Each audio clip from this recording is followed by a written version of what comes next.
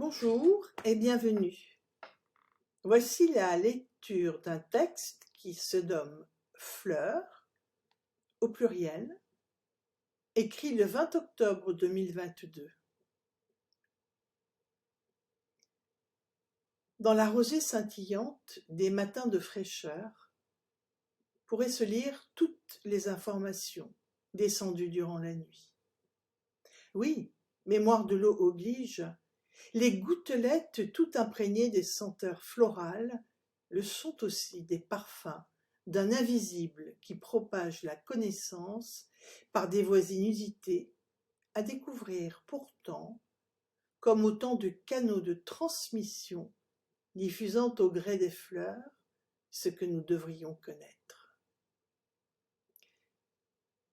Chacune sa couleur, sa forme, son tempérament et surtout sa façon d'être à la vie. Certaines aimant les hauteurs, d'autres le fond des vallées, d'autres encore la fraîcheur de sous-bois ombragés. Bref, tout aussi différentes les unes que les autres, resserrées en clans ou dispersées au gré du vent, des oiseaux, des herbivores ou autres animaux humains déplaçant ou détruisant les populations selon l'humeur. Elles sont néanmoins chacune un message vivant. Et si le docteur Bach a partagé sa profonde connaissance du caractère des fleurs, il en existe d'autres comme lui, entrés en osmose avec les plantes. Ainsi les fleurs du bush australien ou encore les pérélandras, etc. Néanmoins, ce dont il est question ici est davantage le support fidèle et loyal qu'elle représente en tant que transmetteur d'une information impalpable, invisible, inaudible et pourtant bien réelle. C'est dire que leur constitution, adaptée à l'espace-temps de leur apparition, est celle qui convient particulièrement à la diffusion de telle ou telle information.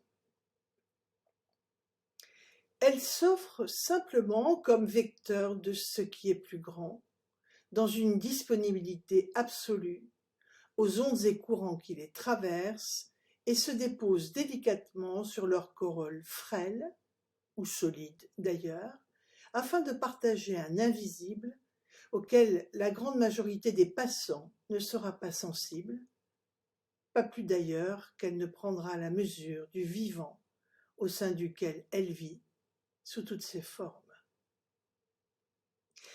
Le biomimétisme nous dit combien la nature offre une multitude de leçons à apprendre d'elle. Il peut aussi nous indiquer que chacun, nous sommes une fleur particulière, réceptacle inconscient de la beauté, source d'amour, et qu'à l'instar de la pivoine, de la rose, du chardon, du lilas ou du dahlia, nous sommes ici pour recevoir, partager, transmettre, diffuser un parfum d'absolu afin de réinventer les relations humaines, si douces au cœur lorsque leurs fragrances subtiles guérissent le monde.